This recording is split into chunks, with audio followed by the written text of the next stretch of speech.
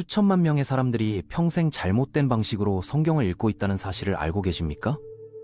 그들은 단순히 위로의 말씀으로만 받아들이며 그 안에 숨겨진 실질적이고 구체적인 인생 전략을 완전히 놓치고 있습니다. 특히 시편 23편의 경우 대부분의 사람들이 아름다운 시나 장례식에서 읽는 추모의 글 정도로만 여기고 있죠. 하지만 이 텍스트는 완전히 다른 목적으로 기록되었습니다.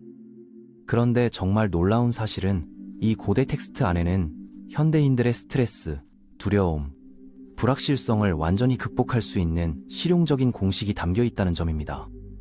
이제부터 여러분께 그 비밀을 풀어드리겠습니다. 여호와는 나의 목자시니 라는 구절을 들으면 대부분 온화하고 부드러운 이미지를 떠올리시겠죠? 하지만 고대 근동 지역에서 양치기가 실제로 어떤 일을 했는지 알게 되면 생각이 완전히 바뀔 겁니다. 당시의 목자들은 결코 평화롭게 풀밭에 앉아있는 관리자가 아니었습니다. 그들은 무시무시한 전투원이었고 전문 보디가드였으며 막대기와 돌팔매를 들고 사자나 늑대, 산적들과 목숨을 걸고 싸우는 전사들이었죠. 다윗이 하나님을 목자라고 부른 것은 하나님이 부드럽다는 뜻이 아닙니다. 오히려 전능하신 분이 자신만의 개인 경호팀장이 되어주신다는 의미였죠. 이것이 얼마나 강력한 표현인지 아시겠습니까? 다윗 자신도 이런 경험이 있었기 때문에 이런 표현을 쓸 수 있었습니다. 사무엘상 17장을 보면 그가 아직 10대 소년이었을 때 양떼를 지키기 위해 맨손으로 사자와 곰을 때려잡았다는 기록이 나오니까요. 그렇다면 다윗이 하나님을 목자라고 할 때 그는 하나님께서 자신이 양들을 위해 목숨 걸고 싸웠던 것보다 훨씬 더 강력하게 우리를 보호해 주신다는 뜻으로 말한 것입니다. 이건 단순한 종교적 수사가 아닙니다. 더 놀라운 것은 다윗이 이 시편을 쓸 때 사용한 히브리어 구조입니다. 학자들이 신뢰의 점진적 발전이라고 부르는 특별한 문학 기법을 사용했거든요. 각 구절이 단순히 위로를 주는 것을 넘어서죠. 이 구조는 말 그대로 독자의 사고방식을 근본적으로 바꾸도록 설계된 것입니다. 마치 심리치료 세션처럼 한 구절씩 읽을 때마다 당신의 두려움과 불안이 체계적으로 해체되는 방식으로 구성되어 있습니다. 내게 부족함이 없으리로다 라는 두 번째 구절을 살펴보겠습니다. 다윗이 여기서 말하는 것은 물질적 풍요가 아닙니다. 히브리어 원문의 의미는 내 인생의 목적을 달성하는 데 필요한 모든 것이 결핍되지 않을 것이라는 뜻이거든요. 돈이나 시간, 에너지가 부족하다고 걱정할 때마다 우리는 이미 우리에게 무엇이 필요한지 아시는 목자가 계시다는 사실을 잊고 있는 셈입니다. 이것은 단순한 긍정적 사고가 아니라 사실에 근거한 선언입니다. 예수님께서도 마태복음 6장 26절에서 공중의 새를 보라, 심지도 않고 거두지도 않고 창고에 모아들이지도 않으되 너희 하늘 아버지께서 기르시나니 라고 말씀하시며 이를 분명히 하셨습니다. 기도할 줄도 모르는 새들도 하나님이 먹여 살리시는데 하물며 당신을 잊으실 리가 있겠습니까? 하나님은 당신이 창조되기 전부터 당신의 필요를 이미 알고 계시고 준비해 놓으셨습니다. 다윗은 여기서 그치지 않았습니다. 그가 나를 푸른 초장에 눕히시며 라는 세 번째 구절에서 더욱 깊은 의미를 드러냅니다. 양들의 습성을 아시나요? 이들은 완전히 안전하다고 확신할 때만 몸을 눕습니다. 조금이라도 위험을 감지하면 즉시 일어나 긴장 상태를 유지하거든요. 다윗은 하나님이 당신의 목자가 되시면 당신은 진정한 평안을 누릴 수 있고 신경계가 완전히 이완될 수 있다고 말하고 있는 것입니다. 정말 흥미로운 점은 양들이 4가지 조건이 충족될 때만 누운다는 사실입니다. 배가 고프지 않을 때, 목마르지 않을 때, 두렵지 않을 때, 그리고 무리 내에 갈등이 없을 때 말이죠. 다윗은 하나님께서 당신이 깨닫기도 전에 이 4가지 필요를 모두 채워주신다고 선언하고 있습니다. 배고프기 전에 양식을 주시고 목마르기 전에 물을 주시며 두려워하기 전에 보호해 주시고 갈등이 파괴적이 되기 전에 화평을 가져다 주시는 분이시죠. 이것이 얼마나 혁명적인 관점인지 아시겠습니까? 우리는 항상 문제가 생긴 후에 해결책을 찾으려고 애쓰는데 하나님은 문제가 생기기도 전에 이미 답을 준비해 놓고 계시다는 것입니다. 네 번째 구절, 그가 내 영혼을 소생시키시고는 대부분의 사람들이 놓치는 핵심을 담고 있습니다. 소생시키다의 히브리어 의미는 되돌리다, 잃어버린 것을 회복하다입니다. 다윗은 인생의 시련이 당신을 괴롭힐 때 자신을 잃어버린 것 같은 느낌이 들 때 하나님은 단순히 치유만 해주시는 것이 아니라고 말합니다. 영원히 사라졌다고 생각했던 당신의 일부분을 다시 되찾아 주신다는 것이죠. 베드로가 예수님을 3번 부인한 이후의 이야기를 보세요. 요한복음 21장에서 예수님은 베드로를 창피 주지 않으셨습니다.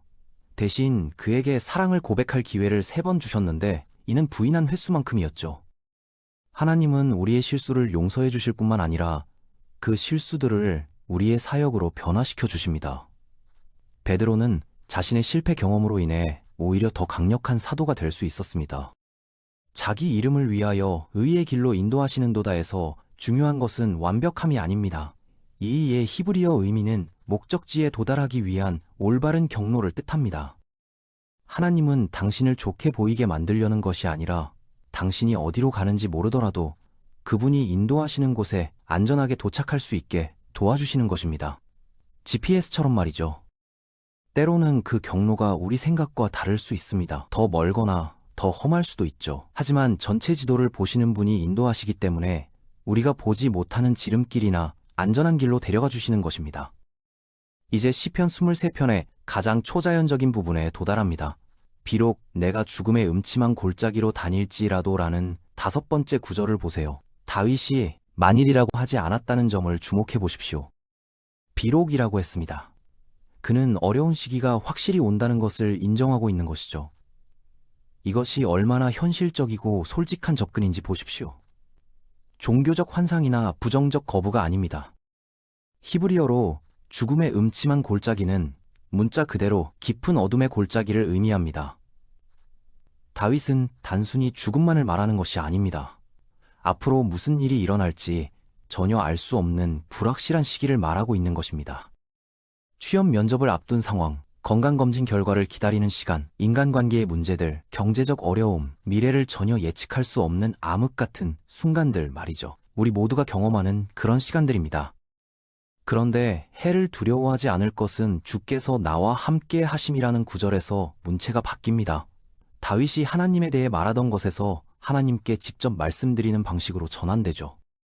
3인칭에서 2인칭으로 바뀌는 것입니다. 왜 그럴까요? 가장 어두운 순간에 있을 때 하나님은 더 이상 추상적인 개념이 아니라 바로 옆에서 함께 걸어가시는 인격적 존재가 되시기 때문입니다. 이것은 단순한 문학적 기교가 아닙니다. 실제로 위기의 순간에 하나님의 임재를 경험하는 사람들이 느끼는 변화를 정확히 묘사한 것입니다. 하나님이 갑자기 아주 가깝고 실제적으로 느껴지는 것이죠. 주의 지팡이와 막대기가 나를 안위하시나이다에서 지팡이와 막대기는 단순한 목자 도구가 아닙니다. 이것들은 무기이면서 동시에 안내 시스템이었거든요. 지팡이는 맹수들을 때려잡는 데 사용됐습니다. 막대기는 양들이 위험한 곳으로 향할 때 뒤로 끌어당기는 용도였습니다. 다윗은 가장 힘든 순간에 하나님께서 당신을 위해 싸워주시고 올바른 방향으로 인도해 주신다고 말하고 있는 것입니다.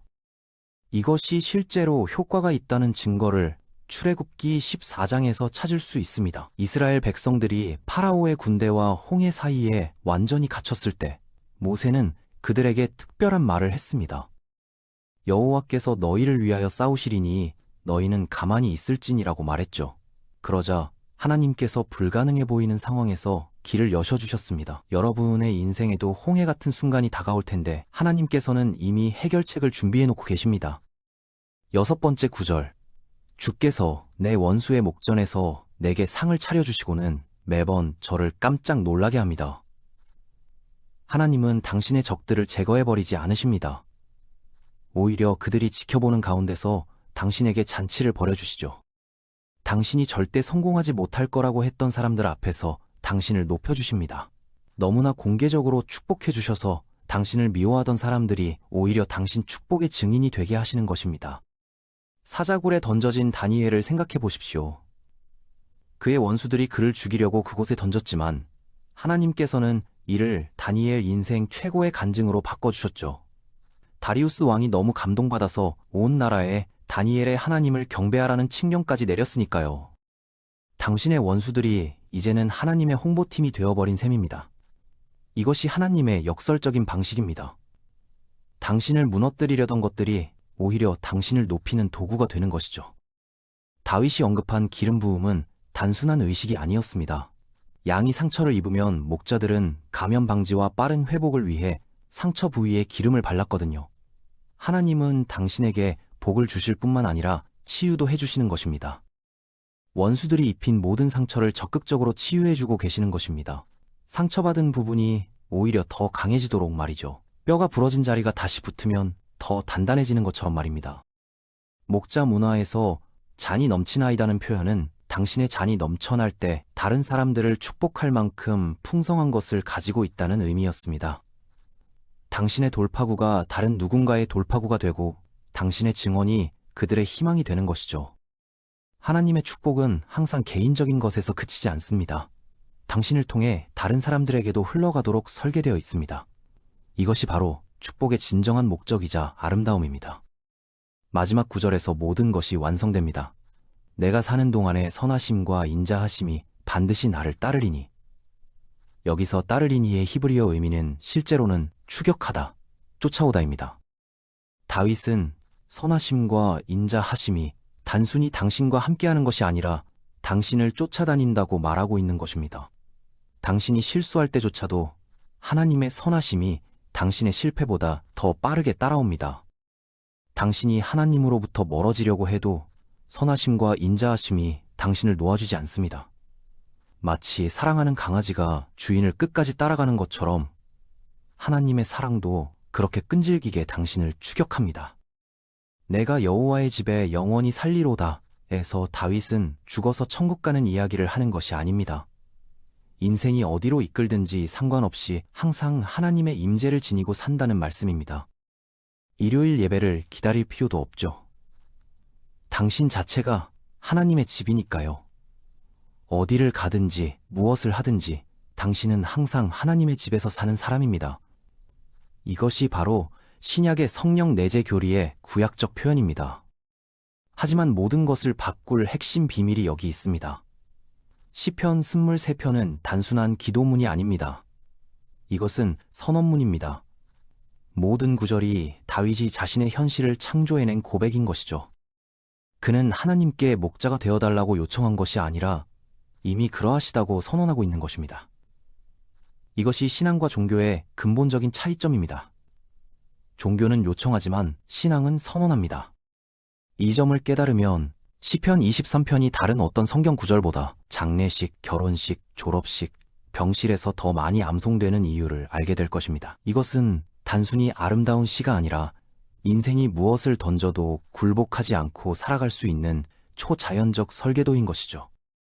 다윗 자신의 삶을 보십시오. 그는 형들에게 무시당했고 사울 왕에게 쫓겨다녔으며 자신의 아들 압살롬에게 배신당했습니다.